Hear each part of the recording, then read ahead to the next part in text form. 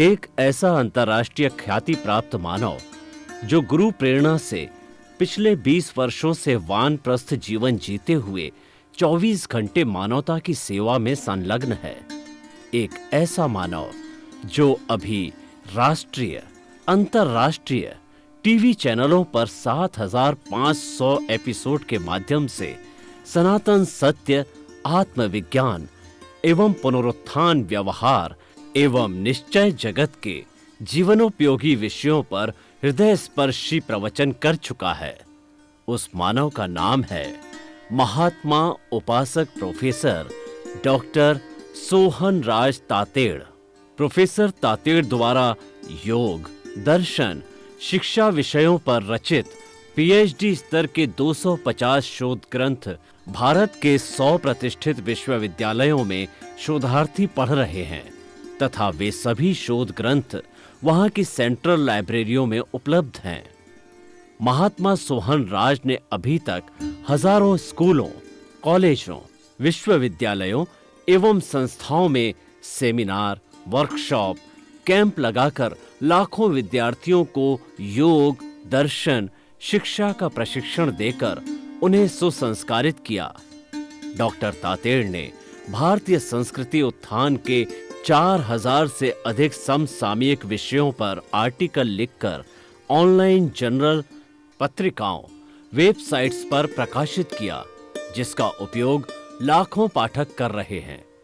उपासक तातेड़ के 5,000 से अधिक आज का सुविचार, आज का शुभ संदेश, आज का मंगल भावना योग आदि चिंतन websites, Twitter, blogger, Facebook, YouTube माध्यमों से लाखों लोग अपना जीवन निर्माण कर रहे हैं।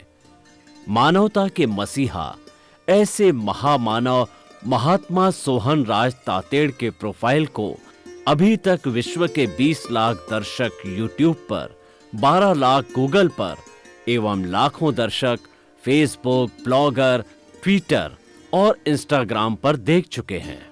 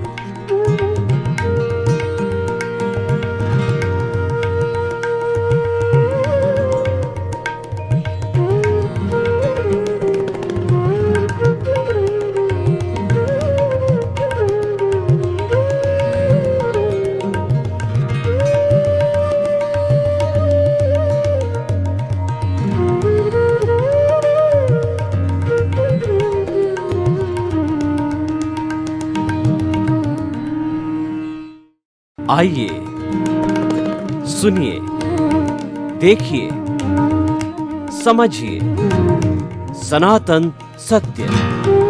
जैसी दृष्टि वैसी सृष्टि, दृष्टि विज्ञान, कुदरत, कुदरती रचना एवं कुदरत के कानून से शाश्वत सुख की प्राप्ति। जोधपुर के परम पूज्य महात्मा उपासक प्रोफेसर डॉक्टर सोहन राज तातेड़ के निर्देशन में सनातन सत्य, जैसी दृष्टि वैसी सृष्टि, दृष्टि विज्ञान।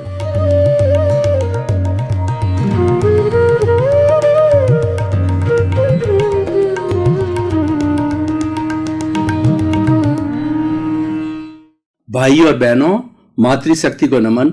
स्टूडियो में आपका हार्दिक स्वागत है, अभिनंदन है, सत्कार है। हम आपको आत्मविज्ञान, साइंस ऑफ द सोल के अंतर्गत प्रतिदिन नए नए एपिसोड दिखाते हैं और उन एपिसोड के माध्यम से सही दृष्टि, सही सोच, राइट विजन, राइट थिंकिंग के अंतर्गत आपका रॉन्ग बिलीफ समाप्त करके आपको राइट बिलीफ पे लाते हैं। आपके नकारात्मक सोच को तिरोहित कर उसको सकारात्मक बदलते हैं, ताकि आप एक अच्छा इंसान बन सकें और अपने मानव जीवन को सार्थक बना सके। हर एपिसोड शिक्षा देने वाला है, क्योंकि हर एपिसोड के अंदर केंद्र में आत्मा है। ये पूरा हमारा कार्यक्रम आत्मविज्ञान है। केंद्र में आत्मा को रख करके इंसान को कैसे अच्छा बनाया जाए, एक अच्छे समाज की कैसे रचना की जाए, एक अच्छे देश की कैसे रचना की जाए, और एक कैसे अच्छा विश्व बनाया जाए, ये हमारा उद्देश्य है। तो आज का हमारा विषय है आत्मानंद और विषयानंद। बहुत ही सुंदर विषय है।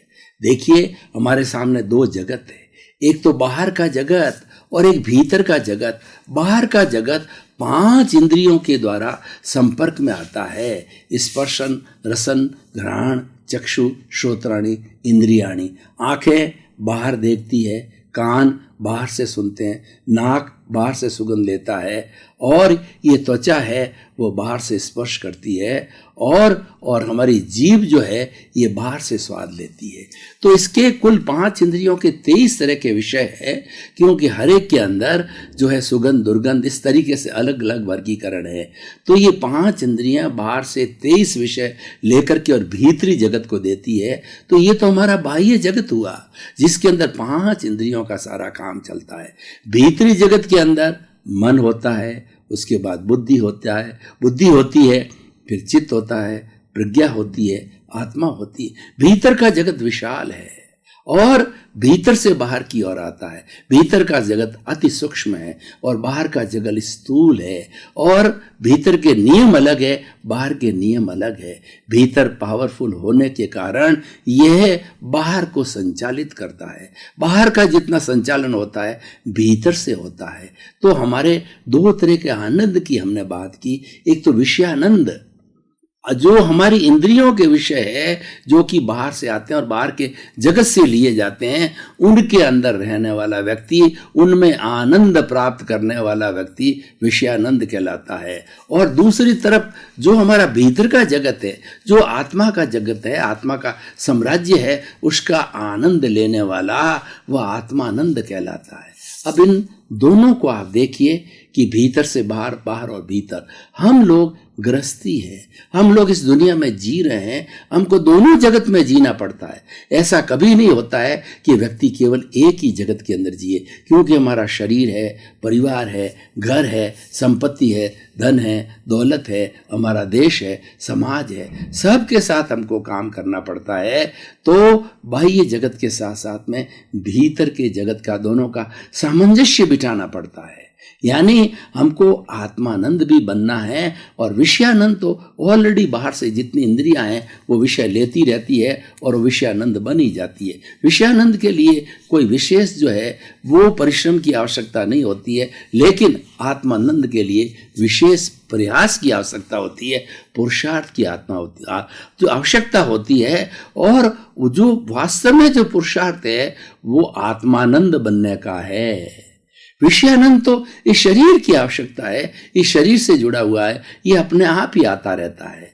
और जो हमारा भीतर का जगत है, जिसके अंदर आत्मा का निवास है, वहाँ आत्मानंद होता है। अब देखिए, आत्मानंद कैसे प्राप्त हो? आत्मानंद प्राप्त करने के लिए हमें ये संकल्प करना पड़ेगा कि जगत के किसी भी जीव को हम दुख न दें, तकलीफ न दें। अगर हम तकलीफ देंगे तो आत्मानंद नहीं कहलाएगा, क्योंकि अगले को तकलीफ देने से पुनः हमको तकलीफ मिलेगी और ये सिलसिला जारी रहेगा। इस सिलसिले को समाप्त करने के लिए हमें अपनी सोच बदलनी पड़ेगी, हमें अपने नेगेटिव थॉट्स को पॉजिटिव के अंदर बदलना पड़ेगा कि as you sow so will you reap. जैसा बोओगे वैसा काटोगे, जैसी करनी वैसी भरनी। अगर आपने किसी के साथ बुरा व्यवहार किया है तो आपको वैसा ही फल मिलेगा, क्योंकि ये दुनिया हमारे ध्वनि की प्रतिध्वनि है। आप किसी एक कुएं के पास जाकर के आप ओम की आवाज़ लगाइए तो भीतर से आपको प्रतिध्वनि के रूप में ओम सुनाई देगा, और आप जो आवाज़ लगाइए तुम चोर हो तो भीतर से आवाज़ आएगी तुम चोर हो। यानी हमारा जो है वो सारा ये प्रतिध्वनि है, और प्रतिध्वनि से संचालन होता है। और ये प्रतिध्वनि हम कैसे करते हैं ये हमारे पर निर्भर करता है, और यही हमारा पुरुषार्थ है कि हम अच्छी ध्वनि करें ताकि हमें अच्छी प्रतिध्वनि मिले। तो आज हम उस पुरुषार्थ की बात करते हैं, कुछ इस तरीके के पुरुषार्थ की बात करते हैं जिससे कि दोनों जगत, विषयानंद भी मिल जावे और आत्मानंद भी मिल जाए। विषयानंद का अर्थ यह नहीं है कि हम अनैतिक कार्य करें। हमारा जो बाहर का जगत है, जो व्यवहार जगत है, उसमें हम आनंद के साथ रहें, हम परिवार में आनंद के साथ रहें, समाज में हम आनंद के साथ रहें, और जो हमारा वर्किंग फील्ड है उसमें हम आराम से अपना काम करें। हर व्यक्ति बड़ी खुशी खुशी के साथ में वो अपना काम करे, क्योंकि वो उसको काम करना पड़ेगा। हर व्यक्ति जो है पीछे से प्रभाव लेकर के आता है, जो पीछे से कॉज लेकर के आता है, उसका इफेक्ट जो है इस जन्म में मिलता है। पूर्व जन्म का कॉज इस जन्म में इफेक्ट मिलता है। इसीलिए पूरा ये हमारा वर्तमान का जीवन है, ये बंधा हुआ है, जन्म से मृत्यु तक है। हम प्रवृत्ति करते रहेंगे, ऐसी कभी स्थिति नहीं आती है कि पूरे जीवन भर हम मन वचन काया तीनों में से किसी की प्रवृत्ति न करें। प्रवृत्ति करने के हमारे ये 3 बड़े साधन है जिसको हम योग करते हैं। मन के द्वारा हम चिंतन करते हैं, वर्तमान का चिंतन करते हैं और भूतकाल की स्मृति में चले जाते हैं, और उसके साथ साथ में भविष्य की कल्पना में चले जाते हैं। और वचन है हमारा एक लोगों से दूसरे लोगों के बीच के अंदर समाज से संपर्क करने का जो माध्यम है हमारा वचन है, हमारा जो है ये वाणी है। और तीसरा जो हमारा शरीर है, सारे काम दुनिया में शरीर के माध्यम से होता है। दुनिया का ऐसा कोई कार्य नहीं है जो कि शरीर के बिना किया जाए। शरीर माध्यम खलु धर्म साधनम, इस शरीर को धर्म साधना का माध्यम बनाना चाहिए। जब हमें काम करना ही है और हमें आत्मानंद बनना है तो हमें इस शरीर को एक धर्म करने का माध्यम बनाना चाहिए। शरीर के लिए भी कहा गया है, शरीर माध्यम, शरीर के लिए भी कहा गया शरीर व्याधि मंदिरम। ये जो हमारा शरीर है ये पूरे व्याधि का मंदिर है। इस शरीर के अंदर बहुत सी बीमारियां आती रहती है, क्योंकि ये पौद्गलिक है, ये जड़ है और ये गलन मिलन धर्मा है। जो भी जड़ पदार्थ होता है वो गलता रहता है, मिलता रहता है। ये हमारा शरीर है, जड़ है। तो आज हम वो 5 सूत्रों की बात कर रहे हैं कि उन सूत्रों के माध्यम से हमारा भीतरी जगत और बाह्य जगत, यानी हम दोनों के जगत और विषयानंद और आत्मानंद है, दोनों का आपस में सामंजस्य बिठा सकते हैं। तो पहला सूत्र हमारा भाव क्रिया। भाव क्रिया का अर्थ होता है कि जो भी काम करें उसके अंदर दद्दचित होकर के काम करें। खेलने के समय खेलना, पढ़ने के समय पढ़ना, सोने के समय सोना, विचार के समय विचार करना, वक्तव्य के समय ध्यान वक्तव्य में रखना, ड्राइविंग करते समय ध्यान ड्राइविंग रखना। और हम सुबह मॉर्निंग वॉक करते हैं, गमन योग होता है तो हमारा पूरा ध्यान गमन योग में रहना चाहिए, नीचे देख के चलना चाहिए तो किसी कीड़े मकोड़े, किसी भी बेचारे छोटे जो है प्राणी की हत्या नहीं हो जावे। तो इस तरीके से हमें जो कुछ भी करना है वर्तमान में रह करके करना है, वह भावक क्रिया कहलाती है। To remain in the present, though क्योंकि प्रेजेंट के लिए कहा गया है कि yesterday has gone away, tomorrow never exist and the moment of the present is with us to do something.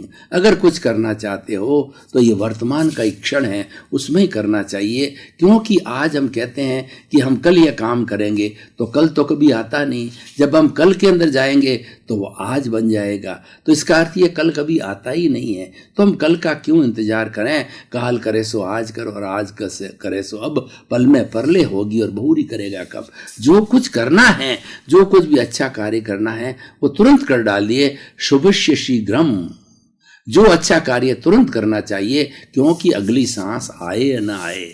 तो उसके लिए हमें समय का नियोजन करना चाहिए और सब काम वर्तमान में रह करके करना चाहिए। वर्तमान के अंदर जीना चाहिए। वर्तमान में जीने वाला व्यक्ति स्वस्थ रहता है और उसका सारा कार्य जो है बहुत संतुलित तरीके से होता है। और वर्तमान में जीना एक धार्मिक क्रिया है। वर्तमान में जीना और भावक क्रिया करना एक साधना है। भावक क्रिया हमको मुक्ति की ओर ले जाती है। तो हमें ये पहला सूत्र मिला, हमें हर क्षण वर्तमान में जियो। जो भी कार्य करो वो वर्तमान में चिंतन पूर्वक करो और वो दद्दचित होकर के करो। अब हम दूसरे बिंदु के ऊपर आते हैं, भावक क्रिया प्रतिक्रिया विरति।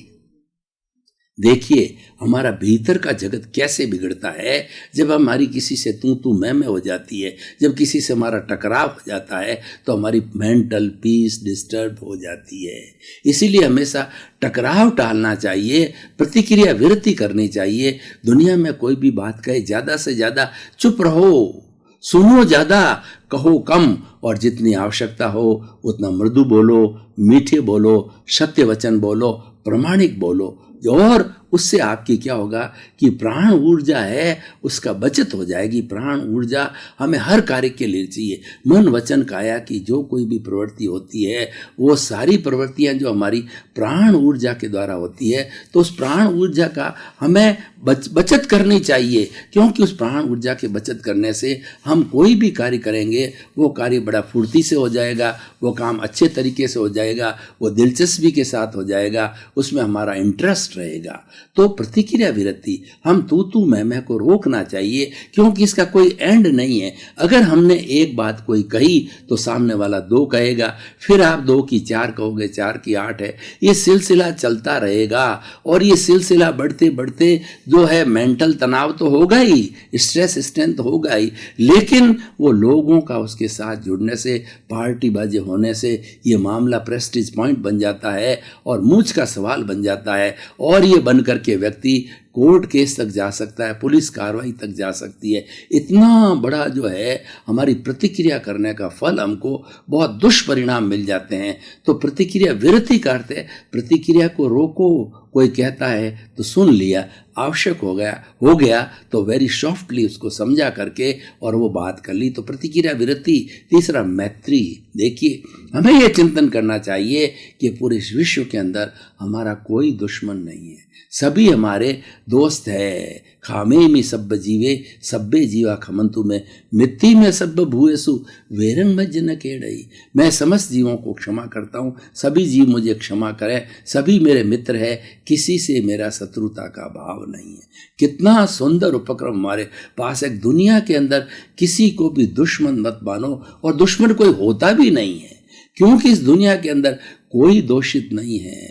कोई व्यक्ति सामने हमारा कोई बुरा करने आता है तो वो तो हमने पुराने समय के अंदर कॉज डाले हैं, वो तो बेचारा निमित्त बन करके हमारे जो कॉज है उसको इफेक्ट देने के लिए आया है। क्यों? बिना निमित्त के तो कोई कार्य नहीं होता। उपादान हमारा होता है और निमित्त सामने वाला होता है, चाहे सेवा के संदर्भ में हो, चाहे हमको कष्ट देने के संदर्भ में हो, कोई न कोई निमित्त अवश्य बनता है। लेकिन वो दोषी बिल्कुल नहीं होता है, वो तो हमारे द्वारा ही बुलाया गया है, वो तो हमने उसको कॉल किया है, वो हमारा निमित्त बन के आ रहा है। हमारे कॉजेज डाले हैं, वो इफेक्ट में कर्म फल बन रहे हैं और कर्म परिणाम दे रहे हैं, उससे सुख दुख की अनुभूति होती है। तो भावक क्रिया प्रतिक्रिया विधि मैत्री। समस्त प्राणी 84 लाख जीवा योनि प्राणियों के साथ के अंदर हमको मैत्री का भाव रखना चाहिए। अनुभव उनके साथ ऐसा होना चाहिए, आत्मवत होना चाहिए। हमें उन सबको एक हमारी आत्मा के तुल्य सबको आत्माओं को समझना चाहिए, और हमें कोई ऐसा कार्य नहीं करना चाहिए जो हमको अच्छा न लगे, तो वैसा ट्रीटमेंट हमें दूसरे के साथ में नहीं करना चाहिए। यही मैत्री। भगवान महावीर ने कहा, अपना सच में से जा मैतिंग भुए सुकप है। तुम आगे बढ़ना चाहते हो, सत्य को प्राप्त करना चाहते हो, केवल ज्ञान को प्राप्त करना चाहते हो, ईश्वर बनना चाहते हो, तो खाली मेरे पीछे चलने से, मेरे अनुयायी बनने से कोई भी आपको लाभ नहीं होने वाला है। आपको लाभ होगा कि जो रास्ता मैंने देखा है उस रास्ते पर आपको चलना पड़ेगा। और उस रास्ते पर चलने पर क्या करना पड़ेगा? समस्त जीवों को साथ में मैत्री करनी पड़ेगी। सभी जीवों को अपना मित्रवत समझो, और सभी जीवों को जो है वो हमारे आत्मा की तरह, जैसी मेरी आत्मा है वैसी आत्मा भी अन्य जीवों की तरह। तो मैत्री। तो भावक क्रिया प्रतिक्रिया विरति मैत्री। मित्र भाषण। देखिए, जो मित्र भाषण है एक ये ऐसा अच्छा विषय है कि वो व्यक्ति को सबसे मित्रता कर देता है और किसी भी व्यक्ति के साथ में शत्रुता पैदा नहीं करता है। तो हमें कम बोलना चाहिए। ज़्यादा बोलने वाला व्यक्ति होता है, वाचाल होता है, उससे उल्टी सीधी बात भी निकल जाती है और टकराव खड़ा हो जाता है। और जो ज़्यादा बोलने से हमारी प्राण ऊर्जा है वो उसका क्षय होता है, प्राण ऊर्जा समाप्त होती है। ऐसा काम क्यों किया जाए जिससे कि हमारी प्राण ऊर्जा का क्षय हो? हमें प्राण ऊर्जा तो बचाना है, क्योंकि अनेक कार्य करने हैं। तो इसलिए भावक भावक क्रिया, प्रतिक्रिया, वृत्ति, मैत्री, मित भाषण और मिताहार। देखिए, जैसा अन्न वैसा मन, जैसा हम जो भोजन करेंगे वैसा ही हमारे विचार बनेंगे। इसीलिए कहा गया है कि उसके अंदर अन्न का बहुत बड़ा जो है योगदान है, क्योंकि सारी जो प्राण ऊर्जा हमारी बनती है वो भोजन, पानी और हमारी प्राण वायु और अग्नि के द्वारा बनती है। चारों मिलकर के जो है वो हमारी प्राण शक्ति बनाते हैं और उसके द्वारा ही हमारी हर तरह का संचालन होता है। तो भोजन का हमारे जीवन निर्माण में, हमारे शरीर को संचालन के अंदर बहुत बड़ा योगदान है। वह भोजन है हित मित रित लिया जाना चाहिए। हितकर भोजन न्यूट्रिशियस होना चाहिए। उसके अंदर 20% प्रोटीन, 10% कार्बोहाइड्रेट, 10% हमारी जो 10% फैट और 4% मिनरल, इस तरीके से लिया जाना चाहिए। तो हमारा जो है ये भोजन अच्छा होने से विचार अच्छे होंगे। इसीलिए कहा गया है जैसा भाव वैसा विचार, जैसा विचार वैसा आचार, जैसा आचार वैसा व्यवहार, जैसा व्यवहार वैसा व्यक्तित्व। हम दूसरों के साथ में अच्छा कार्य करें तो उस कार्य के लिए हमें जो है वो अपने भोजन पर बहुत ध्यान देना चाहिए। भोजन हमारा असंतुलित नहीं होना चाहिए। तो भावक क्रिया, प्रतिक्रिया, वृत्ति, मैत्री, मित भाषण और मिताहार, हमें सीमित भोजन करना चाहिए, हितकर भोजन जाना चाहिए और ऋत भोजन होना चाहिए। जो हमारी ऋतु है उसके अनुसार भोजन करना चाहिए। तो ये 5 ऐसे सूत्र है जो कि हमें आत्मानंद देते हैं। आत्मा के आनंद की अनुभूति के लिए हमारा जो व्यवहार जगत है वह एक बैलेंस्ड होना चाहिए। व्यवहार के जगत के अंदर कोई भी डिस्टर्बेंस है तो हम आत्मानंद नहीं हो सकते। जैसे कि देखिए, हम गृहस्थी हैं और हमारे घर के अंदर कलह चलती है बेटे के साथ में, पत्नी के साथ में या अन्य सदस्यों के साथ के अंदर, तो उसका सीधा प्रभाव आपके मस्तिष्क पर आता है, आपकी विचारधारा पर आता है और आप भीतरी जगत में आनंद लेना चाहते हो, समय लगाना चाहते हो, तो आपका समय खंडित हो जाता है, आपका समय दूसरी ओर लग जाता है, आप टेंशन में चले जाते हो और आत्मानंद को प्राप्त नहीं कर सकते हो। इसीलिए हमें हमेशा ये ध्यान रखना कि हमारा जो बाह्य, हमारा जो है वो व्यवहार शुद्धि बिना निश्चय शुद्धि नहीं है। निश्चय शुद्धि हमारा लक्ष्य है, लेकिन वो व्यवहार शुद्धि भी करना जरूरी है, क्योंकि सारा कार्य होता है वो व्यवहार में होता है। भीतर में तो केवल निश्चय है, भीतर में तो केवल आत्मानंद है जिसकी हम बात कर रहे हैं, लेकिन वो उसका रिफ्लेक्शन है, वो बाहर है। तो बाहर जो है हमारा व्यवहार ऐसा होना चाहिए, सबके साथ में संतोषपूर्ण व्यवहार होना चाहिए। और दूसरा, हमें किसी के प्रति बुरे भाव नहीं करने चाहिए, क्योंकि अगर बुरे भाव करोगे, भाव बिगाड़ोगे तो भाव बिगड़ेगा, भाव सुधारोगे तो भाव सुधरेगा। इसीलिए हमें अपनी भाव शुद्धि पर बहुत ध्यान देना चाहिए और जितनी जितनी हमारी भाव शुद्धि है उतना उतना हमें आत्मानंद आता रहेगा। और विषयानंद यानी हमारा जो बाहर का जगत है वह भी आराम से जो है हम यापन कर सकेंगे। देखिए, हमें जो बाह्य जगत के अंदर रहने के लिए शांतिपूर्ण से अस्तित्व होना चाहिए, हमें सभी के अस्तित्व को स्वीकार करना चाहिए, तब जाकर के बाहर का जगत अच्छा हो जाएगा। तो अब हम इस एपिसोड को जो आज कसौटी पर कसना चाहते हैं, हम सोनी के पास जाते हैं अपना सोना लेकर के, तो सबसे पहले उस सोने को कसौटी पर चढ़ा के कहता है कि ये 20 कैरेट का है, 16 कैरेट का है, 18 कैरेट का है। वो कसौटी पर कसने से ही मालूम पड़ता है। ठीक उसी तरह से आज के विषय को हम कसौटी पर कसते हैं कि आज का हमारा जो विषयानंद और आत्मानंद विषय है ये कितना समसामयिक है, कितना लोगों का फायदा करने वाला है और इससे व्यक्ति के अंदर क्या परिवर्तन आएगा, समाज कैसे अच्छा बनेगा। तो हम ये कहना चाहते हैं कि अगर हम आत्मानंद प्राप्त कर ले तो विषयानंद तो अपने आप आ जाएगा। हमारा समय है वो केवल विषयों के आनंद के अंदर नहीं लगावें, हम जो है आत्मा का आनंद भी लें। आत्मा का आनंद भीतर है और विषयों का आनंद बाहर है, यानी हमें बाहर और भीतरी जगत का तालमेल बिठाना पड़ेगा। हमें भीतर जाने के लिए मेडिटेशन करना पड़ेगा और तप की क्रियाएं करना पड़ेगा, क्योंकि तप संवर है। तप हमारे आत्मा की शोधन का एक सबसे बड़ा जो आवश्यक वस्तु है, तो हमें तप जो है वो खूब करना चाहिए, तब से हमारा आत्मानंद बढ़ता है। अब देखिए आत्मानंद बनने के फायदे क्या हैं, क्योंकि आत्मानंद बनने वाला व्यक्ति बहुत अपने आप में संतुष्ट होगा। वो हर परिस्थिति के अंदर यही समझेगा ये तो मेरा किया हुआ है, ये तो मेरा कौज है जो साथ में लेके आया हूँ, तो मुझे ये भुगतना ही है, चाहे अच्छा या बुरा है, इसमें किसी दूसरे का दोष नहीं है।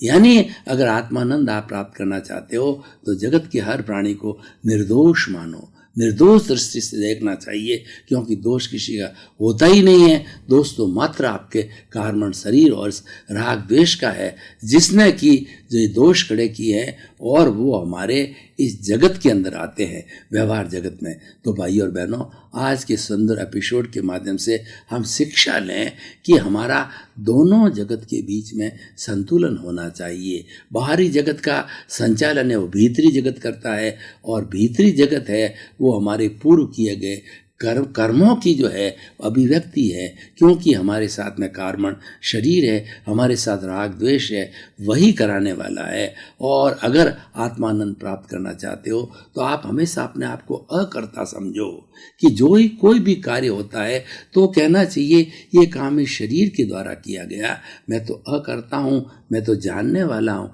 मैं तो देखने वाला हूँ, मैं तो शुद्ध आत्मा हूँ, और ये शरीर है वो करने वाला है, भोगने वाला है। ये पूर्व जन्म के अंदर कौज डाल करके आया है, साथ लेके आया है, इसीलिए उन कर्मों के भुगतान के लिए ये शरीर मिला है। आपका बहुत बहुत धन्यवाद। आप ये आत्मविज्ञान कार्यक्रम देखते रहिए। आत्मविज्ञान कार्यक्रम एक दार्शनिक कार्यक्रम है, जीवन को बदलने का कार्यक्रम है, और जीवन के मूल्य बननेंगे, जीवन की गहराई का पता करने के लिए ये कार्यक्रम चालू किया है। शाश्वत मूल्यों को पता करने के लिए कार्यक्रम है। आप देखते रहिए, इसके साथ जुड़े रहिए। प्रतिदिन नए नए एपिसोड आएंगे और आपके जीवन का कल्याण करेंगे। आपका जीवन आनंदमय हो, मंगलमय हो, सुखमय हो। आपके प्रति मंगल भावना।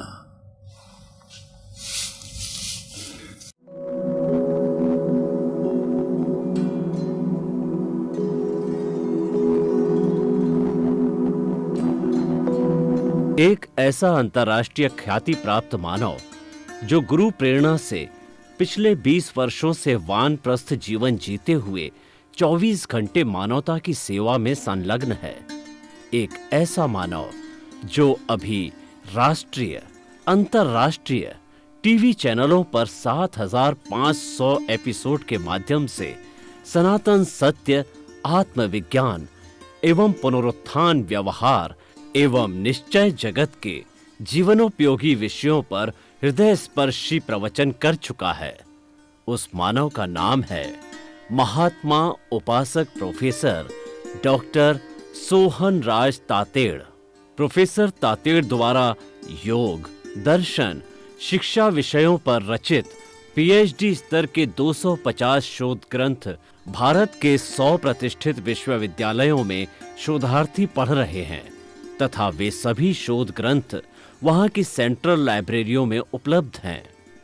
महात्मा सोहन राज ने अभी तक हजारों स्कूलों, कॉलेजों, विश्वविद्यालयों एवं संस्थाओं में सेमिनार, वर्कशॉप, कैंप लगाकर लाखों विद्यार्थियों को योग, दर्शन, शिक्षा का प्रशिक्षण देकर उन्हें सुसंस्कारित किया। डॉक्टर तातेड़ ने भारतीय संस्कृति उत्थान के 4000 से अधिक समसामयिक विषयों पर आर्टिकल लिखकर ऑनलाइन जर्नल, पत्रिकाओं, वेबसाइट्स पर प्रकाशित किया, जिसका उपयोग लाखों पाठक कर रहे हैं। उपासक तातेड़ के 5000 से अधिक आज का सुविचार, आज का शुभ संदेश, आज का मंगल भावना योग आदि चिंतन websites, Twitter, blogger, Facebook, YouTube माध्यमों से लाखों लोग अपना जीवन निर्माण कर रहे हैं। मानवता के मसीहा ऐसे महामानव महात्मा सोहन राज तातेड़ के प्रोफाइल को अभी तक विश्व के 20 लाख दर्शक यूट्यूब पर, 12 लाख गूगल पर एवं लाखों दर्शक फेसबुक, ब्लॉगर, ट्विटर और इंस्टाग्राम पर देख चुके हैं।